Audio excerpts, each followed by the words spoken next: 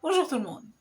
Aujourd'hui, on va parler de la honte saine et de la honte toxique, la différence entre les deux, les styles d'attachement insécurisant qui souffrent le plus de honte malsaine et comment ça se manifeste à l'âge adulte.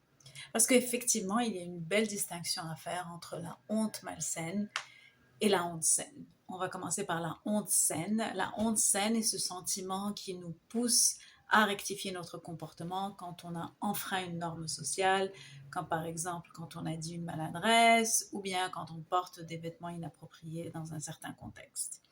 Alors que la honte malsaine est une honte qui malheureusement accompagne certains d'entre nous euh, comme avec le sentiment qu'ils étaient défectueux, malheureusement, que quelque chose vraiment clochait en eux.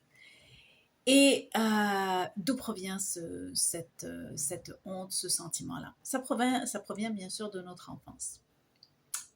Ça peut provenir de la dynamique avec nos parents ou bien d'une dynamique dans un certain système scolaire extrêmement punitif, par exemple. Donc, si on a grandi avec des parents qui étaient extrêmement autoritaires et qui nous punissaient à tout va, ou dans un système scolaire qui faisait un petit peu la même chose, eh bien, à force de nous faire sentir de la honte, on finit par vraiment l'internaliser et ça devient partie de la personnalité. Et bon, cette enfance que je viens de décrire avec des parents qui sont extrêmement autoritaires ou un système scolaire extrêmement autoritaire aussi, ça donne généralement lieu à un attachement désorganisé. Mais ce n'est pas le seul. Donc, c'est un des attachements qui peut souffrir de la honte malsaine, mais ce n'est pas le seul. Effectivement, si on a grandi aussi dans un foyer où nos besoins matériels étaient comblés et dans un foyer stable, sans punition excessive, sans violence, mais où nos besoins émotionnels ne l'étaient pas, on finit aussi par développer de la honte malsaine. Effectivement, l'enfant, quand ses besoins émotionnels ne sont pas comblés, ce qu'il en déduit, c'est que il y a quelque chose qui cloche en lui, parce qu'il n'a pas la capacité intellectuelle de comprendre que ce sont les limites émotionnelles de ses parents qui expliquent cette dynamique, le fait qu'il n'ait pas d'attention autour de ses émotions. Donc, il va internaliser cette honte malsaine. Et ça donne lieu en général, à un attachement évitant. Donc, l'attachement désorganisé et l'attachement évitant sont les deux attachements qui ont tendance le plus à souffrir de honte malsaine. Maintenant qu'on a vu ça, comment est-ce que ça se manifeste à l'âge adulte? Alors, la honte, généralement, bien sûr, quand on ressent de la honte, même de la honte saine, on a tendance à vouloir se cacher. Eh bien, quand on ressent de la honte malsaine, c'est un petit peu le même cas, mais c'est envahissant. Et donc, on a tendance, ce sont les gens qu'on voit qui sont un peu distants et qui ont tendance à ne pas trop se révéler.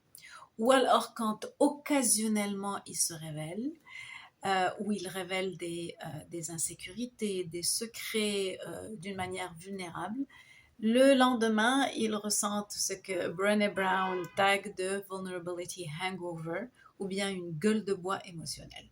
Donc, ils finissent par regretter d'avoir trop partagé et ils ont la peur un petit peu d'être mal perçus, mal vus par la personne avec qui ils ont fait le partage et ils finissent par prendre de la distance par rapport à cette personne. Donc, ça, c'est un des comportements qu'on peut voir à l'âge adulte. Et un autre comportement, c'est le manque de responsabilité, de responsabilisation. C'est intéressant et ça va peut-être paraître contre-intuitif, mais plus on porte de la honte malsaine, moins on a tendance à assumer nos erreurs et nos responsabilités. En effet, la honte nous pousse un petit peu à vouloir nous retrancher et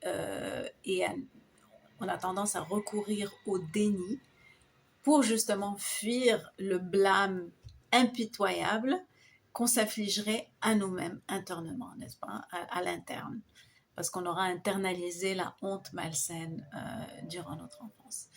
Donc, pour résumer, Il y a une belle différence entre la honte saine et la honte malsaine. La honte malsaine et la honte toxique est un sentiment qui dit qu'il y a quelque chose qui cloche en nous. C'est en général le style d'attachement évitant et le style d'attachement désorganisé qui en pâtissent, qui en souffrent le plus.